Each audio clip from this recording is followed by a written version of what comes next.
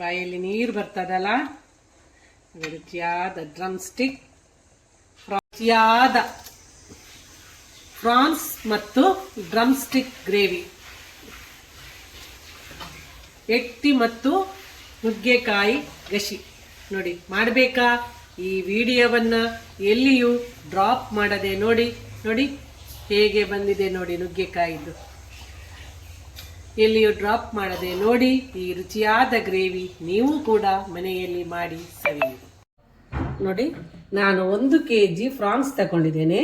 ಅದು ಕ್ಲೀನ್ ಮಾಡಿ ಸಾಧಾರಣ ಒಂದು 700 ಗ್ರಾಮ್ ತನಕ ಬಂದಿದೆ ಪ್ರಾನ್ಸ್ ಎಲ್ಲ. ನೋಡಿ, ಇದರ ನರಮ್ ಎಲ್ಲ ಚೆಂದ ಮಾಡಿ ತೆಗಿಬೇಕು. ಬೆನ್ನನ್ನು ಭಾಗ ಮಾಡಿ ಅದರ ನರಮ್ ಇತ್ತಲ್ಲ, ಅದು ಗಲೀಜು, ಅದನ್ನೆಲ್ಲ ತೆಗೆದು ಕ್ಲೀನ್ ಮಾಡಿ ವಿನೆಗರ್ ಮತ್ತು ಹಳದಿ ಹಾಕಿ ನಾನು ಇಟ್ಟಿದ್ದೇನೆ. ನೋಡಿ, ಚೆಂದ ಮಾಡಿ ಇಟ್ಟಿದ್ದೇನೆ. ನೋಡಿ, ಇದನ್ನು ಇನ್ನು ಸೋಸಿ ಇಡ್ತೇನೆ.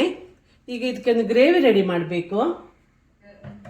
ಗ್ರೇವಿ ರೆಡಿ ಮಾಡಲಿಕ್ಕೆ ನೋಡಿ, ನಾನು 4 ಚಮಚ ಎಣ್ಣೆ ಹಾಕಿದ್ದೇನೆ. ಎಣ್ಣೆ ಬಿಸಿ ಆಗ್ತಾ ಬಂತು.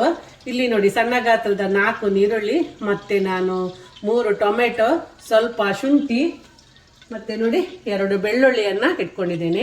ಈಗ ಇದರಲ್ಲಿ ನಾನೊಂದು 3/4 ಅಂಶ ನೀರುಳ್ಳಿಯನ್ನ ಇದಕ್ಕೆ ಹಾಕ್ತೇನೆ. ಗ್ರೇವಿ ಜಾಸ್ತಿ ಬೇಕಾದ್ರೆ ಜಾಸ್ತಿ ಹಾಕೊಳ್ಳಿ. ನೋಡಿ, ಇದು ಮಸಾಲೆಗೆ ರೆಡಿ ಮಾಡೋದು. ನಾವು ಇದನ್ನು ಚೆನ್ನಾಗಿ ಹುರಿಬೇಕು.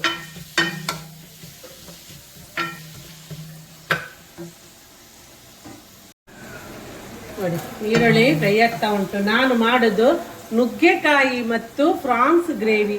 ಒಂದು ರುಚಿಯಾದ ನುಗ್ಗೆಕಾಯಿ ಮತ್ತು ನೋಡಿ, ನುಗ್ಗೆಕಾಯಿಯನ್ನು ನಾನು ಕ್ಲೀನ್ ಮಾಡಿ ಇಟ್ಟಿದ್ದೇನೆ.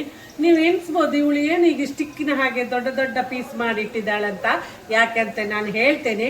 ಈಗ ದೊಡ್ಡ ಪೀಸ್ ಮಾಡಿ ಇಟ್ಟಿದ್ದೇನೆ. ನೋಡಿ, ನಾನು ನುಗ್ಗೆಕಾಯಿಯನ್ನು ಕ್ಲೀನ್ ಮಾಡಿ ತೊಳೆದು ಪೀಸ್ ಮಾಡಿ ಇಟ್ಟಿದ್ದೇನೆ. ಇದನ್ನು ಹೇಗೆ ಹಾಕುದಂತ ನಾನು ನಿಮಗೆ ಹೇಳ್ತೇನೆ. ವಿಡಿಯೋ ನೋಡ್ತಾ ಹೋಗಿ, ಎಲ್ಲಿಯೂ ಡ್ರಾಪ್ ಮಾಡಬೇಡಿ. ನೋಡಿ, ಇದು ನೀರುಳ್ಳಿ ಅರ್ಧ ಮುಕ್ಕಾಲು ತನಕ ಕೆಂಪಾಗಬೇಕು.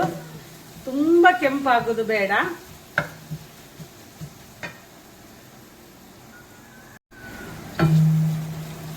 ನೋಡಿ, ಈಗ ಬೆಳ್ಳುಳ್ಳಿ ಹಾಕ್ತೇನೆ. ನಾನು ಬಿಡಿಸಿದ ಬೆಳ್ಳುಳ್ಳಿಯನ್ನು ಹಾಕ್ತೇನೆ. ಶುಂಠಿಯಲ್ಲಿ ನಾನು ನೋಡು ಸ್ವಲ್ಪ ಶುಂಠಿಯನ್ನು ಹಾಕ್ತೇನೆ. ಮತ್ತೆ ಒಂದು 5-6 ಕೆಂಪು ಮೆಣಸನ್ನು, ನೋಡಿ, ಕೆಂಪು ಮೆಣಸನ್ನು ಇದಕ್ಕೆ ಹಾಕಿ ಹುರಿ.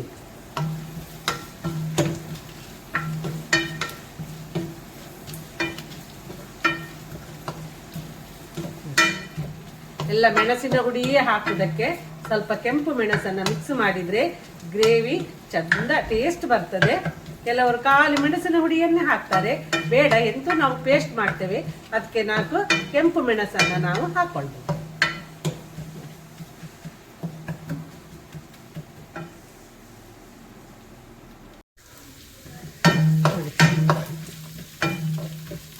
ಅರ್ಧ ಕೆಂಪಾಗ್ತಾ ಬಂತು.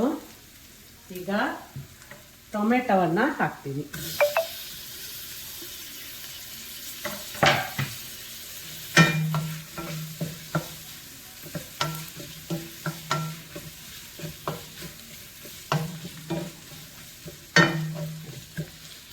ಈ ಟೊಮೆಟೊದ ಜೊತೆಗೆ ನಾನು ನೋಡಿ, ಈ ಕಟ್ ಮಾಡಿದ ಈ ನುಗ್ಗೆಕಾಯಿಯನ್ನು ಕೂಡ ನಾನು ಹಾಕ್ತೇನೆ.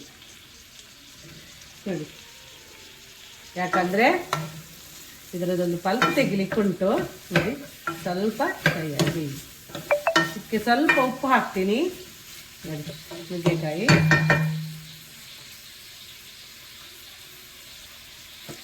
ಇದಕ್ಕೆ ಸ್ವಲ್ಪ ಹಳದಿ ಹಾಕ್ತೇನೆ. ಇದೊಂದು ಹೊಸ ರುಚಿ, ತುಂಬ ಟೇಸ್ಟ್ ಆಗ್ತದೆ.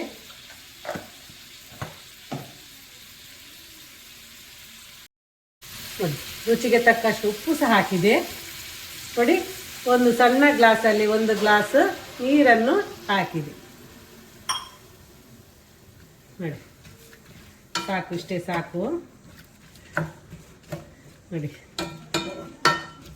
ಇದನ್ನು ಹೀಗೆ ಬೇಯಲಿಕ್ಕೆ ಬಿಡುವ.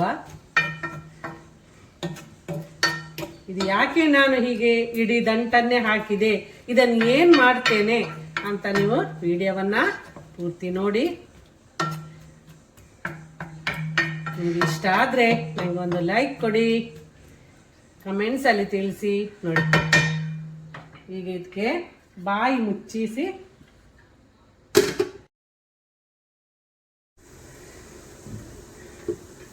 ನೋಡಿ. ಈಗ ಈ ದಂಟನ್ನೆಲ್ಲ ತೆಗೆಯುವ. ಚಂದ ಬೆಂದಿದೆ.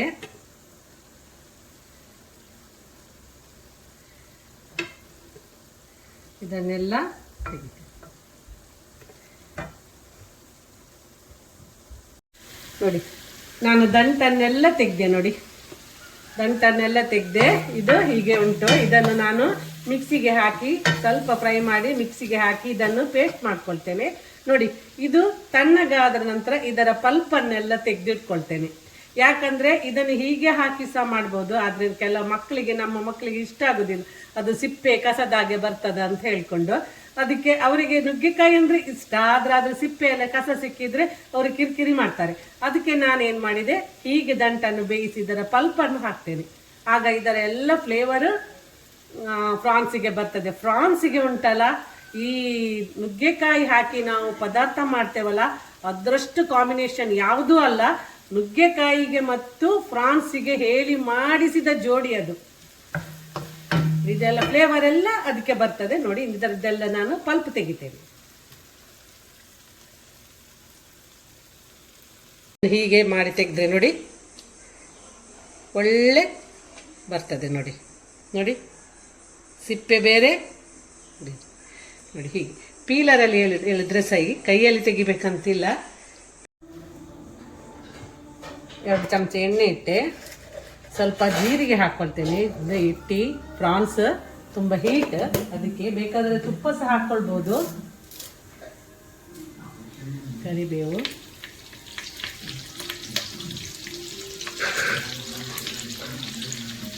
ಸ್ವಲ್ಪ ಶುಂಠಿ, ಸ್ವಲ್ಪ ಅದರಲ್ಲಿ ತೆಗೆದಿಟ್ಟಿದ್ದೆ ನನ್ನ ನೀರುಳ್ಳಿ, ಅದನ್ನು ಹಾಕ್ತೇನೆ.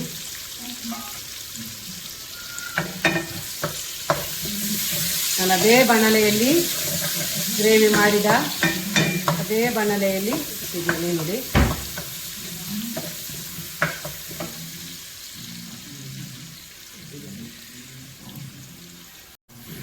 ಕೆಟ್ಟಿ ಗ್ಯಾಸ್, ಸ್ವಲ್ಪ ಹಿಂಗು ಸಹ ಹಾಕೊಳ್ತೆ.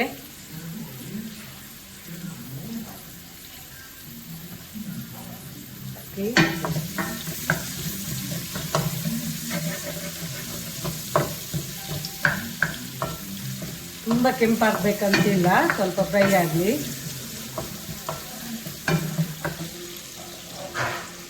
ಇಷ್ಟು ಫ್ರೈ ಆದರೆ ಸಾಕು.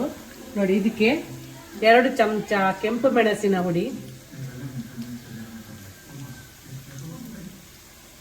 ಗ್ಯಾಸನ್ನು ಸ್ವಲ್ಪ ಸ್ಲೋ ಇಟ್ಕೊಂಡು ಸ್ವಲ್ಪ ಮೊಸರು ಹಾಕ್ತೇನೆ. ಹೆಚ್ಚು ಬೇಡ, ಒಂದು 50 ml ಮೊಸರು ಹಾಕಿದೆ. ಹಾಕಿ ಅನ್ನ ಮಾಡಿ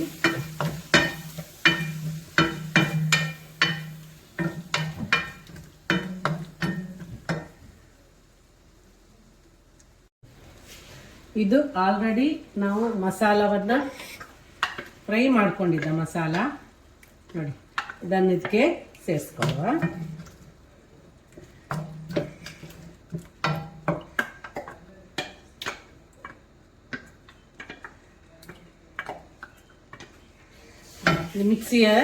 ಮಿಕ್ಸಿಗೆ ಸ್ವಲ್ಪ ನೀರು ಹಾಕಿ ಸಮೇತ ಇದನ್ನು ಇದಕ್ಕೆ ಹಾಕ್ತೇನೆ. ನಿಮ್ಗೆ ಎಷ್ಟು ದಪ್ಪ ಬೇಕು ಅಷ್ಟು ದಪ್ಪ ಮಾಡ್ಕೊಳ್ಳಿ. ನಿಮಗೆ ಎಷ್ಟು ದಪ್ಪ ಬೇಕು ಅಷ್ಟು ದಪ್ಪ ಇಟ್ಕೊಳ್ಳಿ. ನೋಡಿ ಈಗ ಈ ಪಲ್ಪನ್ನು ಸಮೇತ ಇದಕ್ಕೆ ನಾನು ಹಾಕೊಳ್ತೇನೆ.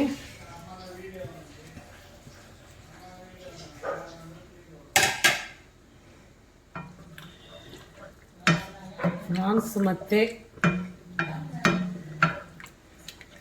ನುಗ್ಗೆಕಾಯಿಯ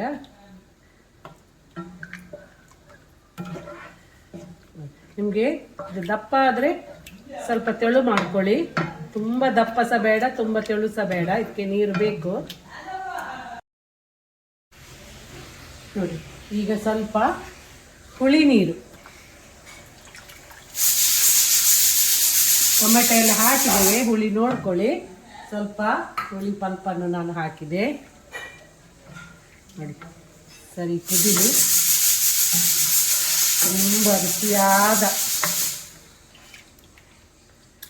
ತುಂಬ ರುಚಿಯಾದ ನೋಡಿ ನುಗ್ಗೆಕಾಯಿದು ನೋಡಿ, ಬಾಯಿಗೆ ತಿನ್ನಲಿಕ್ಕೂ ಸಿಗ್ತದೆ, ಕಸ ಸಿಗೋದಿಲ್ಲ. ಇದು ಚೆನ್ನಾಗಿ ಬೇಯಬೇಕು. ಇದರ ಜೊತೆ ಖಾರ ಬೇಕಾದರೆ ಖಾರ ಹಾಕ್ಕೊಳ್ಳಿ, ಹುಳಿ ಬೇಕಾದರೆ ಹುಳಿ ಹಾಕ್ಕೊಳ್ಳಿ, ಉಪ್ಪು ಬೇಕಾದರೆ ಉಪ್ಪು ಎಲ್ಲ ನೋಡ್ಕೊಂಡು ಇದನ್ನು ಬಾಯಿ ಮುಚ್ಚಿ ಕುದಿಯಲು ಬಿಡಿ.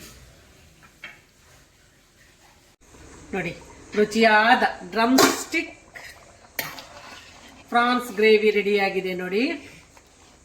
ಇದಕ್ಕೆ ಬೇಕಾದ ತೆಂಗಿನ ಹಾಲನ್ನು ಹಾಕ್ಕೊಳ್ಬೋದು, ನಾನು ಏನು ಹಾಕೋದಿಲ್ಲ ನೋಡಿ.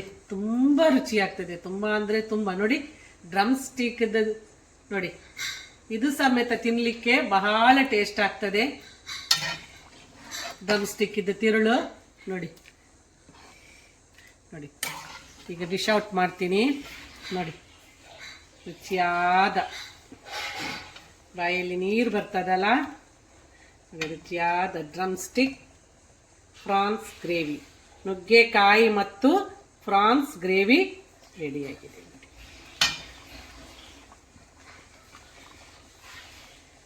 ಅಟಿಲ್ಲರಸಿ ಮಮತಕ್ಕನ ಕೈ ರುಚಿಯಲ್ಲಿ ರುಚಿಯಾದ ಫ್ರಾನ್ಸ್ ಮತ್ತು ನುಗ್ಗೆಕಾಯಿ ಗ್ರೇವಿ ರೆಡಿಯಾಗಿದೆ. ನಾನು ಮಾಡಿದ ರೀತಿಯಲ್ಲಿಯೇ ಮಾಡಿ ಹೇಗೆ ಆಗಿದೆ ಅಂತ ನನಗೆ ಕಮೆಂಟ್ಸಲ್ಲಿ ತಿಳಿಸಿ. ನನಗೆ ಪ್ಲೀಸ್ ಒಂದು ಲೈಕ್ ಕೊಡೋದಕ್ಕೆ ಮರಿಬೇಡಿ. ನೋಡಿ ಇದು ಕುಚ್ಚಿಗೆ ಅಕ್ಕಿಗೆ, ದೋಸೆಗೆ, ಬೆಳ್ತಿಗೆ ಅಕ್ಕಿಗೆ ತುಂಬ ಟೇಸ್ಟ್ ಆಗ್ತದೆ.